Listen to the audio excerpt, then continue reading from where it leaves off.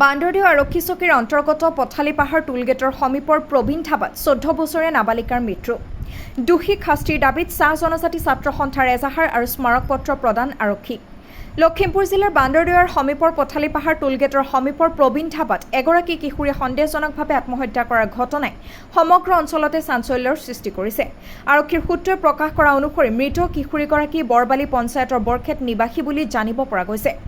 আজিৰ দিনত শিশু শ্ৰমিকক লৈ ইমান কঠোৰ আইন থকাৰ পিছতো কি কাৰণত কি পৰিস্থিতিত এই কিশোৰীগৰাকীক ধাবাখনত শিশু শ্ৰমিক হিচাপে নিয়োগ কৰিছে সিও এক তদন্তৰ বিষয় বুলি চাহ জনজাতি ছাত্ৰ সন্থাই প্ৰশ্ন উত্থাপন কৰিছে। ইয়াৰ উপৰিও কি পৰিস্থিতিত কিশোৰীগৰাকী সন্দেহজনক আত্মহত্যা কৰিব লগা হয় সিও এক ৰহস্যৰ বিষয় বুলি কয়।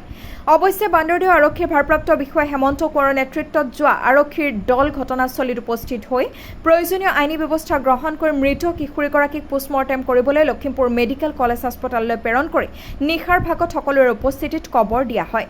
আজি দিনৰ 3 মান বজাত আছাৰ সদস্যসকল বান্দৰদেউ আৰক্ষী চকীত উপস্থিত হৈ বান্দৰদেউৰ আৰক্ষী চকীৰ ভাৰপ্ৰাপ্ত বিষয়াজনক প্ৰবীণ ধাবাৰ স্বত্বাধিকাৰী প্ৰবীণ শইকীয়া গ্ৰেপ্তাৰৰ দাবী জনায়।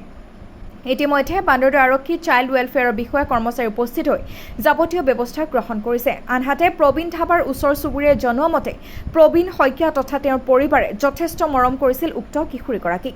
প্ৰবীণ শইকীয়াই নিজৰ পৰিয়ালৰ সদস্য হিচাপেই ৰাখিছিল।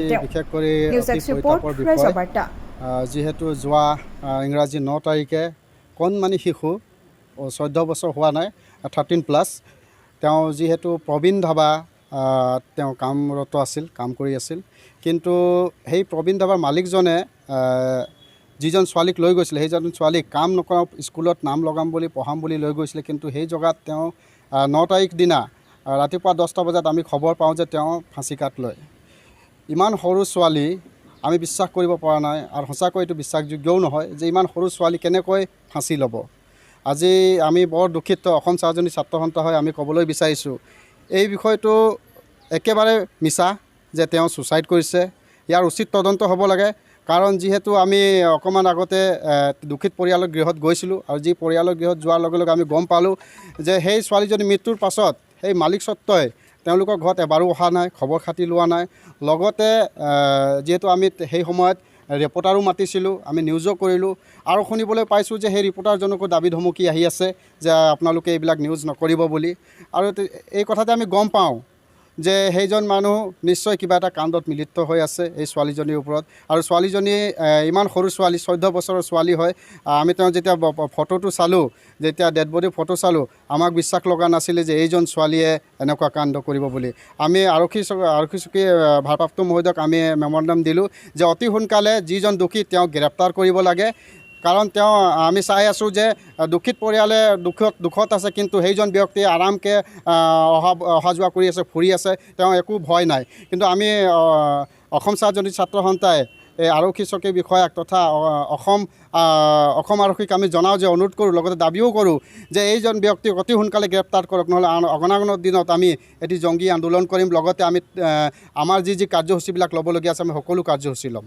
মালিকজনে আমি পোৱা সূত্ৰ মতে মালিকজনৰ নাম প্ৰবীণ শইকীয়া। এতিয়া বৰ্তমান এবাৰো খবৰ লোৱা নাই, দুখিত পৰিয়ালৰ এবাৰো তেওঁলোকৰ লগত তেওঁলোকে কথা পতা নাই। হত্যাকাণ্ড বুলি ভাবে আপোনালোকে? যোৱা 9 তাৰিখে আমি খবৰটো পালোঁ আৰু আমি গাঁৱৰ মানুহৰ পৰা জনামতে এয়া এটা হত্যাকাণ্ড, কিয়নো ছোৱালীজনী ইন'চেণ্ট ছোৱালী আৰু তাইৰ যোনটো বিহেভিয়াৰ্ছ বা তাইৰ যোনটো কেৰেক্টাৰ, তাইত কোনো ধৰণৰ ছুচাইড কৰা ছোৱালী নহয়, কাৰণ তাইৰ ওপৰত কোনো প্ৰেছাৰ নাছিলে। তাইক পঢ়াম বুলিহে লৈ গৈছিলে প্ৰবীণ শইকীয়াই, কিন্তু তাত আমি দেখা পালোঁ যে সৰু ছোৱালীজনীক হত্যা কৰিহে হেং কৰি দিছে, এনেকৈ আমাৰ ডাউট হৈছে। গতিকে আমি ইজাহাৰ এটা দিছোঁ আৰু আমাৰ ডিমাণ্ড যে আমাৰ পুলিচ বিভাগে বা বিভাগীয় কৰ্তৃপক্ষই সোনকালে ষ্টেপ লয় আৰু তেওঁক এৰেষ্ট কৰে, তেনেকৈ আমাৰ ডিমাণ্ড। আৰু যি বস্তুটো, যি অৰিজিনেল বস্তুটো সেইটো উলিয়াই আৰু আমাৰ সৰু ছোৱালীজনীক জাষ্টিচ দিয়ে। আমাৰ যিমান যে ছোৱালীজনী জাষ্টিচ পাওক আৰু যোনটো ক্ৰাইম, যোনটো ক্ৰিমিনেল, তেওঁ এৰেষ্ট হওক। We want justice. We want justice. We want justice. We want justice. আমাক ন্যায় লাগিবই। আমাক ন্যায় লাগিবই। আমাক ন্যায় লাগিবই। We want justice. We want justice. প্ৰবীণ শইকীয়া কৈছে মোৰ ছোৱালীটোক পঢ়াম, তাত ঘৰত গৈ পেলাই পঢ়াম বুলি কৈছিলে, স্কুলত পঢ়াম বুলি কৈছিলে। তাৰপিছত মই চাইছোঁ স্কুল পঢ়োৱা নাই। তাৰপিছত আহিলে, পিছত মই তাকদা কৰিলোঁ। তাৰপিছত ডাভাত আছে। তাৰপিছত মই কৈছোঁ আৰু দেওবাৰ কালি চালোঁ মই তাক যে প্ৰবীণ দা মোক মাতিলে, এনেকুৱা আহক, দুটা আহক, মাক আৰু বাপেক আহক, আৰু কোনো আহিব নালাগে, ইমাৰ্জেঞ্চি এটা কাম আছে মোক ক'লে। আৰু সি তাৰপিছত চাইছোঁ মই আহি পেলাই, আৰু ছাৰকেইটা দৌৰা দৌৰি কৰি আছে তাতে। তাৰপিছত মই চালোঁ, এজনক সুধিলোঁ কি হ'ল, যে বৰখেত কাঠনিৰ এটা ছোৱালী ছুইচাইড দিছে বুলি, ছুইচাইড মাৰিলে বুলি কৈছে। তাৰপিছত আৰু মই ইফালে ফোন কৰিছোঁ, ফোন লগা নাই। তাৰপিছত মইতো অকলশৰীয়া হৈ গ'লোঁ মই মানুহটো, আৰু মাইকী মানুহটো চিৰিয়াছ হৈ গৈছে, তাৰ ছোৱালীক চাই পেলাই চিৰিয়াছ হৈ গ'ল। মই অকলে মানে ইফালে কৰিব নোৱাৰিলোঁ। তাৰপিছত অকলে তাত ডেড বডিৰ সময়ত মই গৈছিলোঁ। তাৰ পাছত আৰু 7টা বজাত ৰাতি পাইছোঁ মই ইয়াত আহি পেলাই। কিমান দিন আগত ছোৱালীজনীক আনিছিলে? 1 মাহ 5 দিন হ'ল ইয়াত থকা। ঘৰত ৰাখিব বুলি কৈ আনি ধাবাত দি দিছে। ধাবাত তেনেকুৱা ঘটনাটো হ'ল। তাৰ কালি ঘটনাটো হৈছে। ছোৱালী কিবা কৈছিল নেকি আগে পিছে যে এনেকৈ? নাই কৰা ছোৱালীটো। আৰু সেইটো ছোৱালী নকৰে, মোৰ ছোৱালী তেনেকুৱা নহয়। সৰু ছোৱালী, একেবাৰে সৰু ছোৱালী। সেইকাৰণে ছোৱালী নাজানে, একোৱে নাজানে। 14 বছৰ। আপোনালোকৰ ঘৰ?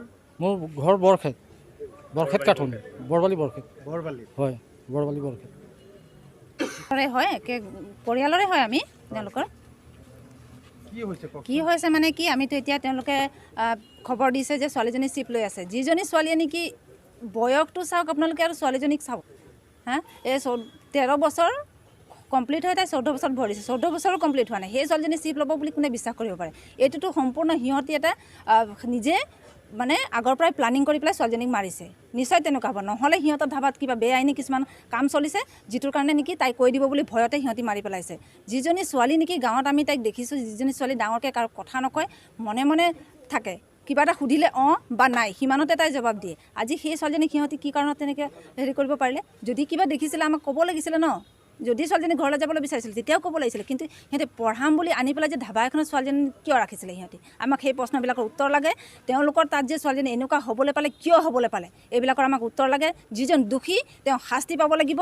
আৰু ইমান অকণমানি ছোৱালীজনী তেওঁ যে ইয়াত কাম কৰিবলৈ যে লৈ আহিছিলে, তেওঁৰ কি জ্ঞান নাছিলে নেকি? সেইটোতো তেওঁ জানিব লাগিছিলে। মাক বাপেকক কিন্তু কৈছে পঢ়ুৱাম বুলি আনি যে ছোৱালীজনী কামত লগাইছে। কিন্তু সেই কথাখিনি আমাক উত্তৰ লাগে, আৰু সেইজন দোষীয়ে শাস্তি পাব লাগিব। যিজন প্ৰবীণ, সেই প্ৰবীণজনক কিন্তু শাস্তি দিব লাগিব।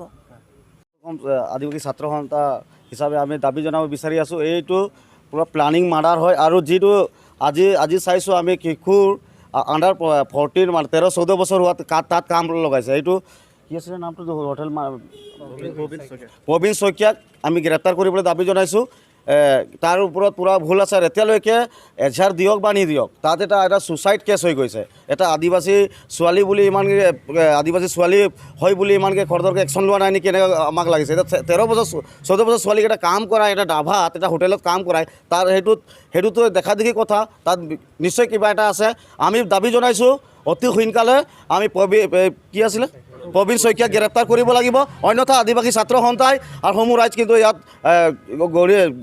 জংগী আন্দোলন কৰিব। আৰু আমাৰ 8 পোষ্ট আৰু বানাদো 8 পোষ্টো থানা ঘেৰা হ'ব। স্পষ্ট কথা, আমাক ন্যায় লাগে। সেইটো আমাৰ আদিবাসী ছোৱালী হয় বুলি এলেমেয়া কৰিলে নহ'ব। আৰু স্পষ্ট কথা, এটা 13 বছৰ ছোৱালী যদি তাত কাম কৰাব লগা হৈছে, তাতে একটা 1 নম্বৰ পইণ্ট। তাৰপিছত এটা শিশুৰ তাত এটা ছুইচাইড হৈছে। তাত কিমান এটা প্লানিং হ'ব? এতিয়ালৈকে আমি গম পোৱা মতে এতিয়ালৈকে 8 পোষ্ট আমাৰ বানাদো 8 পোষ্ট একো ব্যৱস্থা গ্ৰহণ কৰা নাই। আৰু তাত এতিয়ালৈকে প্ৰটেকশ্যন দিয়া, আমি গৈছিলোঁ এতিয়া ভিজিট কৰিবলৈ, তাত প্ৰটেকশ্যন দি আছে, CRPF লগাই যে পুলিচ আছে। কিন্তু এতিয়ালৈকে প্ৰবীণ